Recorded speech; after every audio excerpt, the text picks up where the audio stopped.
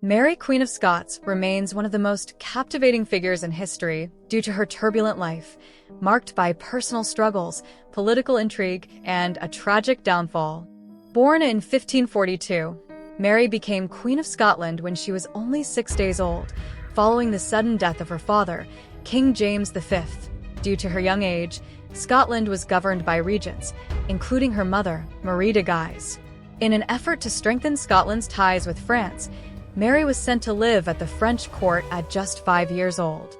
She eventually married the Dauphin, Francis, in 1558, becoming Queen of France the following year.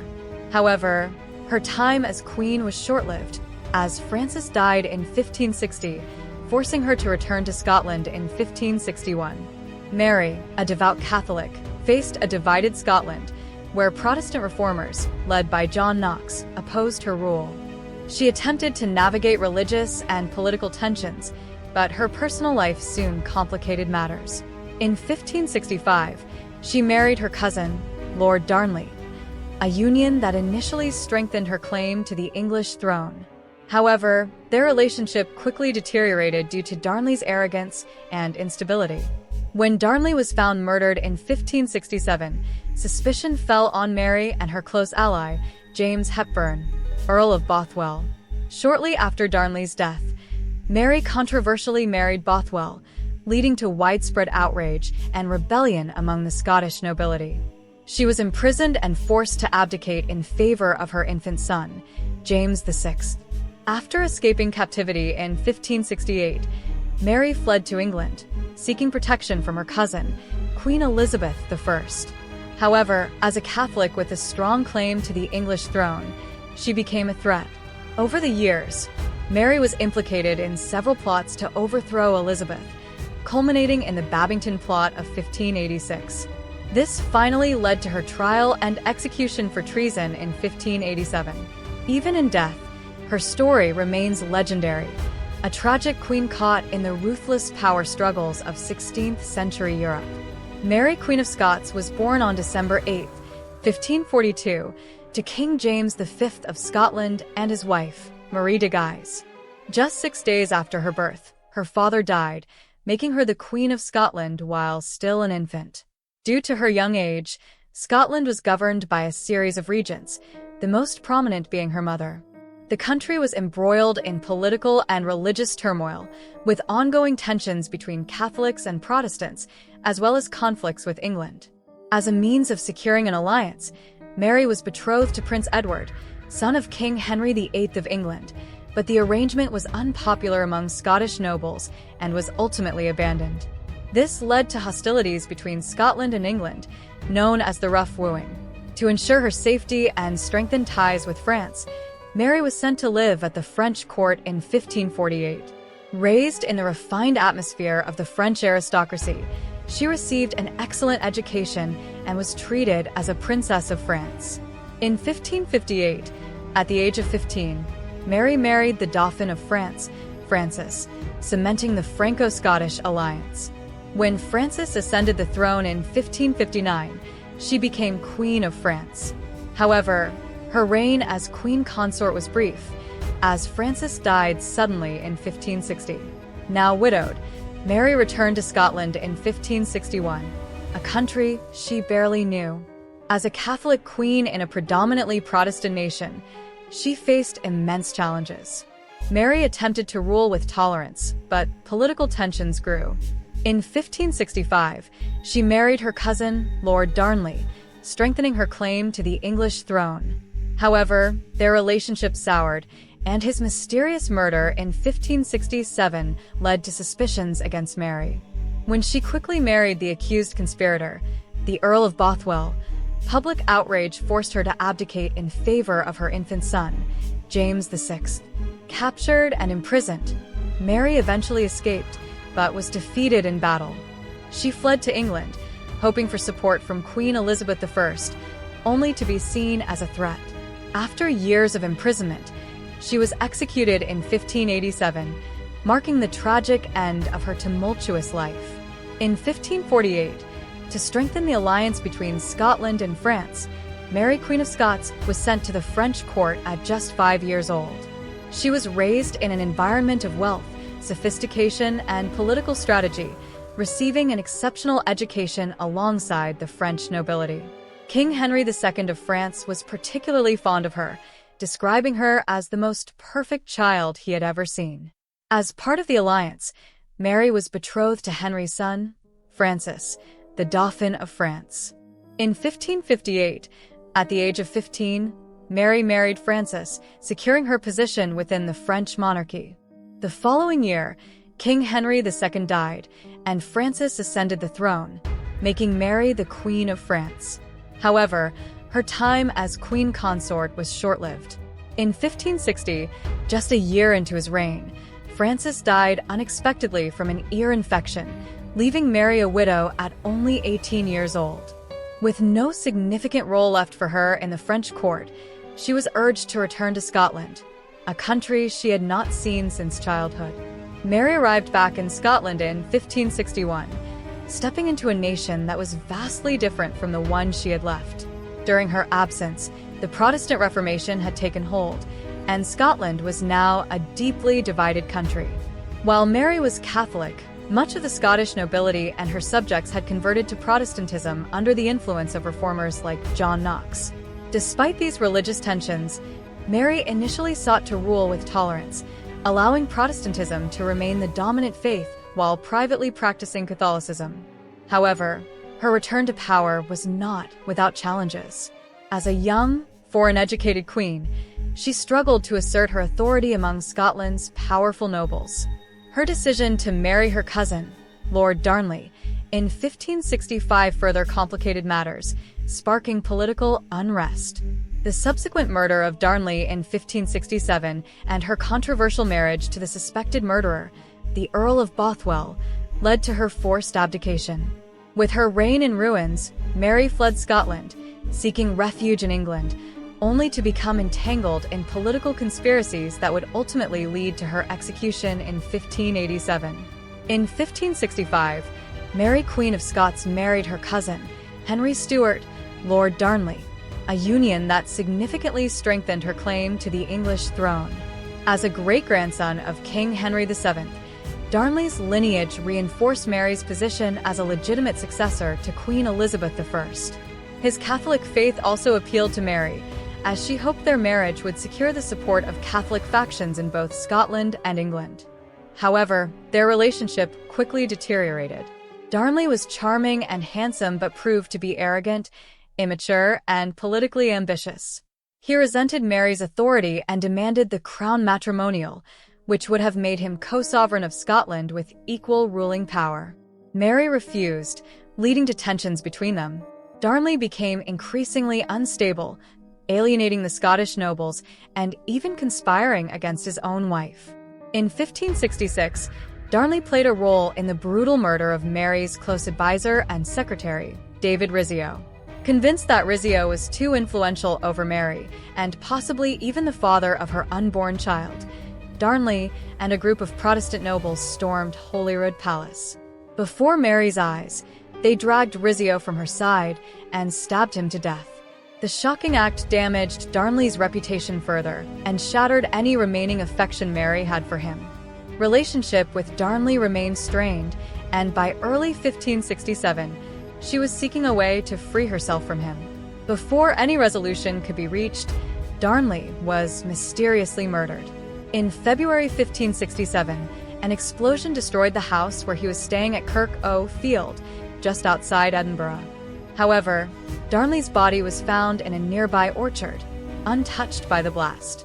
He had been strangled or smothered, suggesting an assassination rather than an accident. Suspicion immediately fell on Mary and her close ally, James Hepburn, the Earl of Bothwell. When she married Bothwell just months later, many assumed she had been complicit in the crime.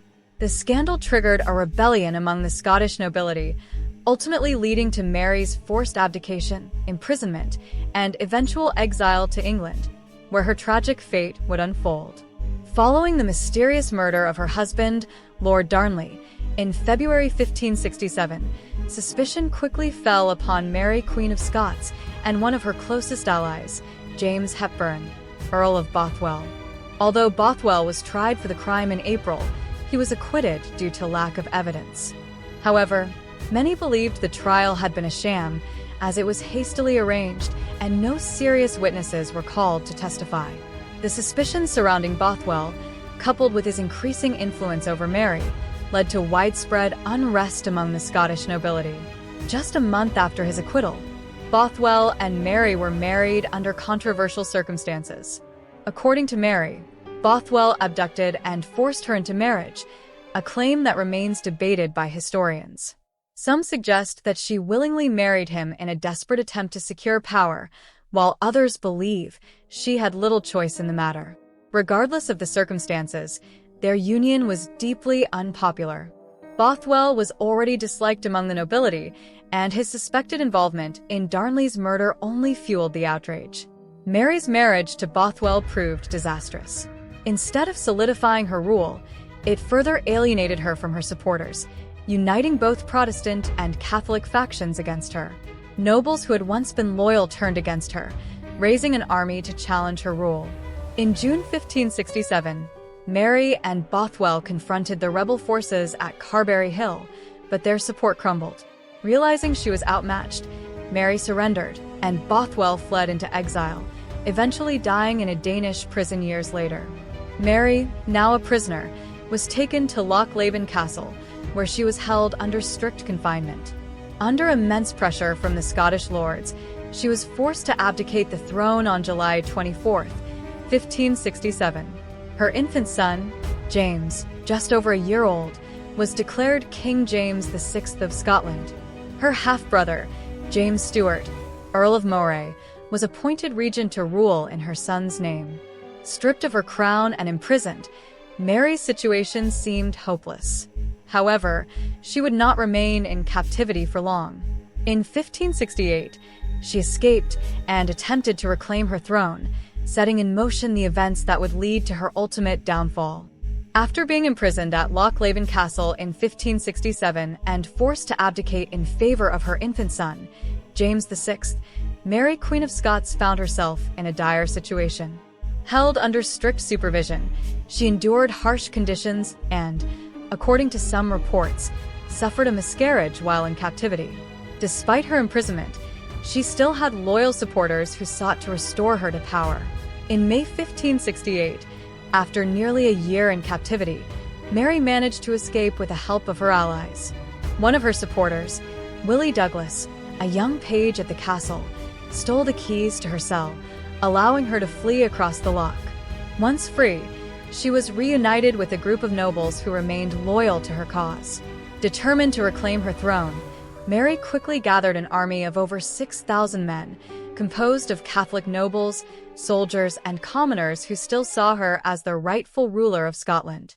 Her opportunity to regain power came on May 13, 1568, at the Battle of Langside, where her forces clashed with the Protestant army led by her half-brother, James Stuart, Earl of Moray. However, the battle ended in disaster for Mary. Despite her superior numbers, her forces were poorly organized, and the battle was over in less than an hour. Defeated and with no chance of regaining control of Scotland, Mary had no choice but to flee. Instead of retreating to France, where she had once been queen, Mary decided to seek the protection of her cousin, Queen Elizabeth I of England. She believed that Elizabeth, as a fellow queen, would sympathize with her plight and help her reclaim her throne. On May 16, 1568, she crossed into England, hoping for refuge and support. However, her arrival in England marked the beginning of a new chapter of captivity. Instead of aiding her, Elizabeth saw Mary as a threat. As a Catholic with a strong claim to the English throne, Mary's presence in England became a source of political tension. What she hoped would be her salvation ultimately led to years of imprisonment, conspiracies, and, eventually, her tragic execution in 1587. During her years of captivity in England, Mary, Queen of Scots, became a focal point for Catholic plots aiming to overthrow Queen Elizabeth I. As a Catholic with a legitimate claim to the English throne, she was seen by many as the rightful ruler and a symbol of hope for those who wished to restore Catholicism in England. Though she was under constant surveillance, numerous conspiracies emerged to free her and replace Elizabeth with Mary. The first significant plot was the Ridolfi plot in 1571. Named after Roberto Ridolfi, an Italian banker and Catholic supporter, the plan involved Spain's King Philip II and the Duke of Norfolk. The goal was to assassinate Elizabeth, place Mary on the throne, and restore Catholic rule in England. However, the plot was discovered before it could be carried out, leading to Norfolk's execution. While Mary was suspected of involvement, no solid evidence was found to directly implicate her. Throckmorton aimed to coordinate an invasion of England by Spain and France while freeing Mary from captivity. Elizabeth's spymaster, Sir Francis Walsingham, uncovered the plot before it could take effect. Throckmorton was arrested and executed, and stricter security measures were placed on Mary. Once again, there was no definitive proof that she had conspired against Elizabeth, but her mere existence continued to inspire rebellion. The most damning plot was the Babington plot in 1586. Led by Anthony Babington, this conspiracy sought to assassinate Elizabeth and place Mary on the throne with Spanish support. Unlike previous plots, this time Walsingham intercepted secret coded letters between Mary and Babington. In her reply, Mary appeared to approve of the assassination plan. This was the crucial evidence Elizabeth needed. Following this revelation, Mary was placed on trial for treason. Despite arguing that she was not subject to English law, she was found guilty. The Babington plot provided Elizabeth with the justification she needed to eliminate the threat once and for all. On February 8, 1587, Mary was executed, bringing an end to years of intrigue and political turmoil. The Babington plot of 1586 proved to be Mary, Queen of Scots' downfall, finally providing undeniable evidence of her involvement in an assassination attempt against Queen Elizabeth I. Unlike previous conspiracies, which lacked concrete proof, this plot directly implicated Mary, sealing her fate. The scheme was orchestrated by Anthony Babington, a young Catholic nobleman who sought to overthrow Elizabeth and place Mary on the English throne. With support from Spain and Catholic allies, Babington and his associates planned to assassinate Elizabeth, free Mary from captivity, and restore Catholic rule in England. However, Sir Francis Walsingham, Elizabeth's spymaster, had long suspected that Mary was a rallying point for Catholic rebellion. Using a network of informants and codebreakers, he intercepted secret letters exchanged between Mary and the plotters. Mary communicated with Babington through coded messages hidden in beer barrels smuggled into her prison. In her response to Babington's letter, she appeared to approve the assassination of Elizabeth, writing that she awaited further details. This was the undeniable proof Walsingham needed to take action. The letters were immediately seized and used as evidence against her. With her secret involvement exposed, Mary was arrested and placed on trial for treason in October 1586. She initially refused to acknowledge the trial, arguing that, as a former queen, she was not subject to English law. However, the weight of the evidence was overwhelming. Though she insisted that she had never actively conspired against Elizabeth, her letter to Babington suggested otherwise. On October 25, 1586, Mary was found guilty of treason. Parliament and Elizabeth's advisors urged the Queen to sign Mary's death warrant, fearing that as long as she lived, Catholic conspiracies would continue. Elizabeth hesitated, reluctant to execute another anointed monarch, but ultimately, political necessity won out. On February 8, 1587, Mary, Queen of Scots, was executed at Fotheringhay Castle. She met her death with dignity, dressed in black with a red petticoat beneath, symbolizing Catholic martyrdom. It took 3 blows of the executioner's axe to sever her head. Her death ended the decades-long struggle between the two queens, solidifying Elizabeth's rule but turning Mary into a lasting symbol of Catholic resistance. On February 8, 1587, Mary, Queen of Scots, met her fate at Fotheringhay Castle, marking the end of a life filled with political intrigue, betrayal, and power struggles. After being found guilty of treason for her involvement in the Babington plot, Mary's execution was ordered by Queen Elizabeth I, despite the English monarch's initial reluctance to sign the death warrant. Mary was led to the execution chamber, dressed in a black gown with a crimson-red petticoat underneath, a deliberate choice symbolizing her status as a Catholic martyr. She carried a golden crucifix and a prayer book, maintaining her composure as she ascended the scaffold. Observers noted that she remained dignified, even as she faced her final moments. As tradition dictated, Mary forgave her executioner, knelt, and placed her head on the block. However, the execution did not go smoothly. The first axe blow struck the back of her head instead of severing it.